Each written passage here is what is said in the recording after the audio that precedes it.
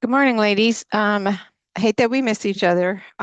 Today was the first day of the book club that we started, that I wanted to start with us. And the book club basically the book club is for us to get our money right. Ignore the background because I'm babysitting this morning. Okay, so let us move forward. So we were going to do chapter one today, and basically in um, chapter one is just the opening of what has happened over the course of time, over centuries of time, over the our legacies and our lineages and our history of how we as Black women really move with money, how we are with money, how we connect with money, how we spend our money, how we save our money. One of the things that I've learned in reading this is that you see them. One of the things I learned is that my relationship with money was the relationship that my mother had with money. And so when you read chapter one, it really gives you the narrative of where we're about to go. So it's a good place to start. She talks about a lot of things, the psychology of money management, and the psychology of it is what we've learned. Okay, so it's what we were taught when we were growing up, and when you go through it and you get to like some of the lessons, the question that she asked was, to write a letter to money. But then there was a second question that was, what is your when you think about how money came into your life, like when you were growing up, my example is all I remember is that we were taken care of. There was never a time that we were without water, that we were without food, that we were without electricity, that I was without clothing. There was never a time, and I never knew how things were taken care of, but I just knew things were taken care of. And then I remember seeing my mom.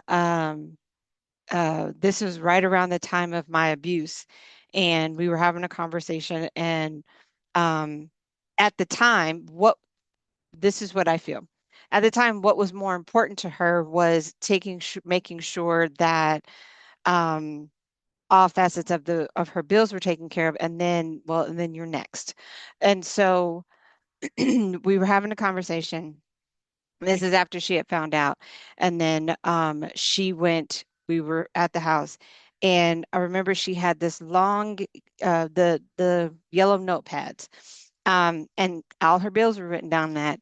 But there was never a time that she really explained anything.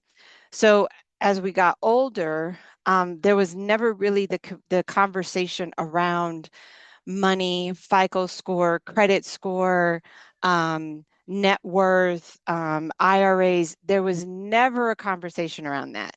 Then I remember my first job, and my first job, I was working at McDonald's. And so, um, excuse me, I remember I got my check. And so every time I would get a check, it would be like the money would just go so fast. Like there was never a part of me that could save $100, $50, because I just spent money, but I don't even remember what I spent money on, but I was just spending money. And then I would always pray. This was the thing that I knew. Well, I don't want to say I knew, but I had this connection. And so I remember praying and asking God, please don't let this money leave me fast, because it would be in the time when I would need it the most. I never had it. Okay. I had to turn the TV down and act like you couldn't hear these three. Anyway, um, so I remember that I was like, I would always pray and be like, God, because the thing was, is I started noticing that I was never able to hold on to the money. So if I got a check, the check would just, it would be gone so fast. So I never understood that, but I remember saying a prayer like, God, just please let my check last.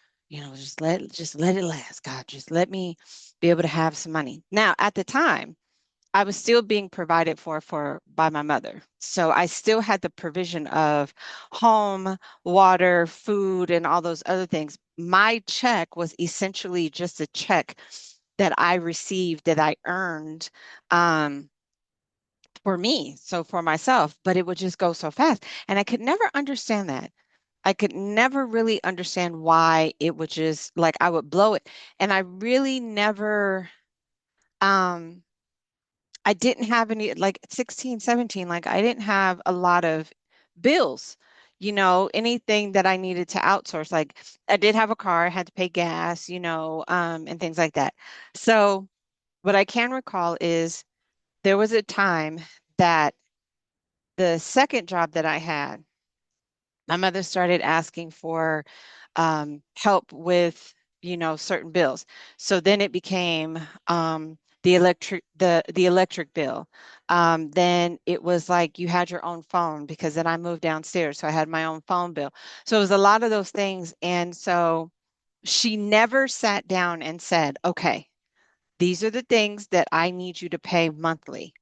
This is all I'm asking you for." So I would know strategically, okay, so you need help with the public service bill. Okay, so here's 150 or whatever the case may have been. I remember my stepdad and we had a conversation.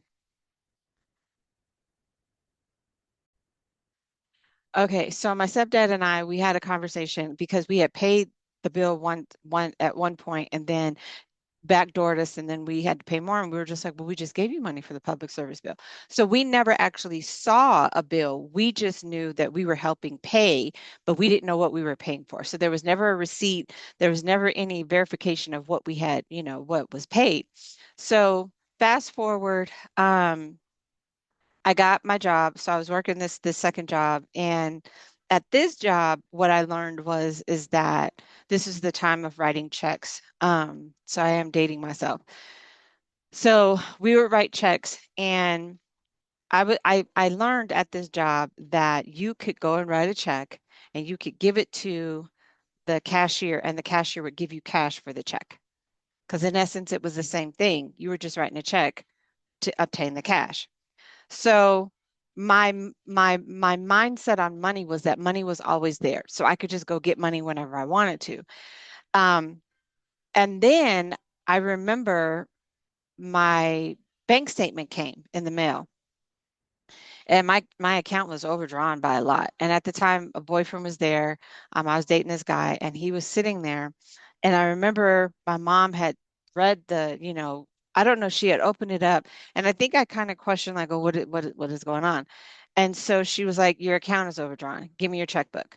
There was never in that moment a teaching moment to sit down and tell me, okay, so this is what needs to happen.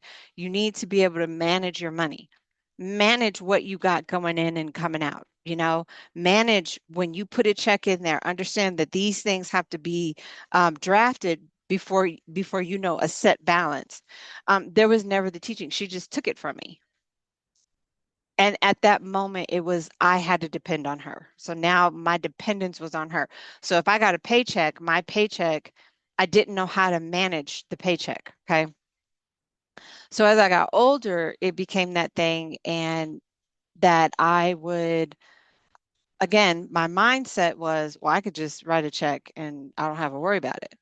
Well, there was a great day that I had, I got in trouble. I had to go to court because I overdrew my account and I was writing bad checks, which is a criminal offense. Had no idea.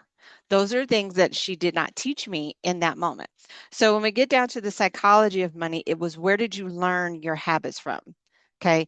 And then we have to really navigate through and say, are these habits that I really need to have? Are these habits that are needed? Okay.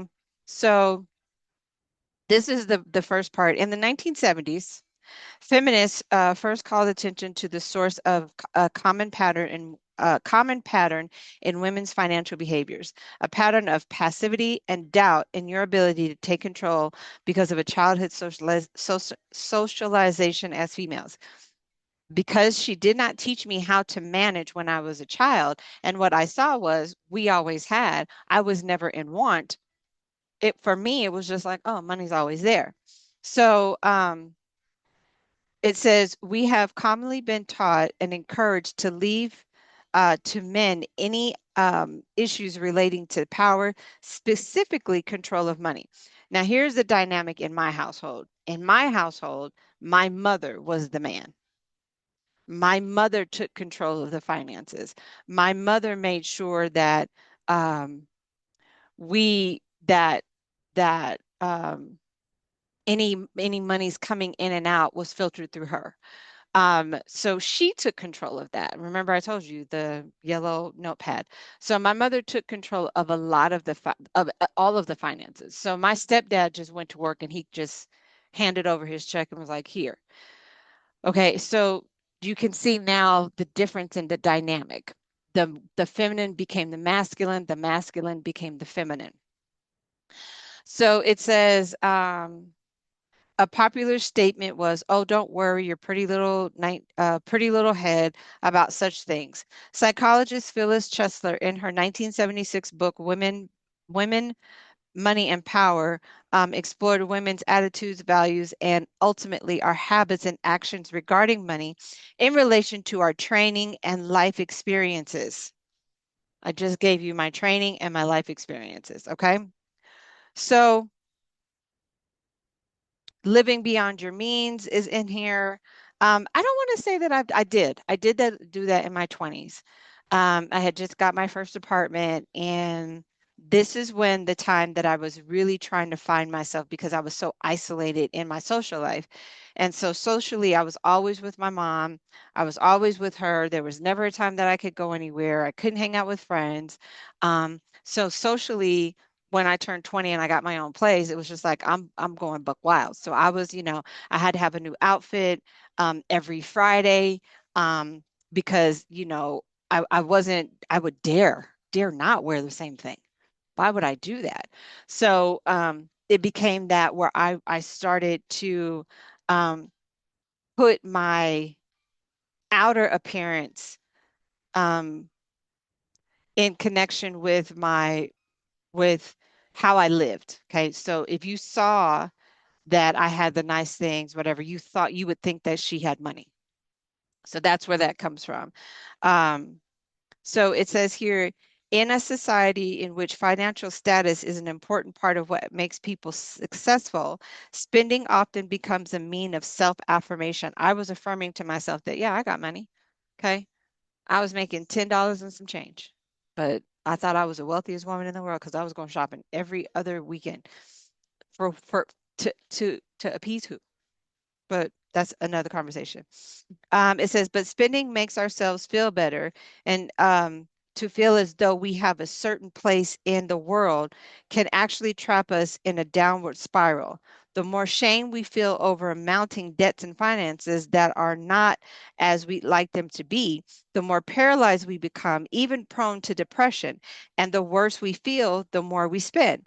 Ultimately, our money woes can feel like a festering wound that never heals. Consider the following stories of two women who found themselves in dangerous cycles of feel-good spending debt, living beyond your means, and then the other one was a secret spendthrift syndrome. So living beyond your means and the secret spendthrift. Now, this lady, nobody knew that she was broke. Okay, she riding around here. In this one, she was just riding around, had all this thing, but secretly she was broke, broke.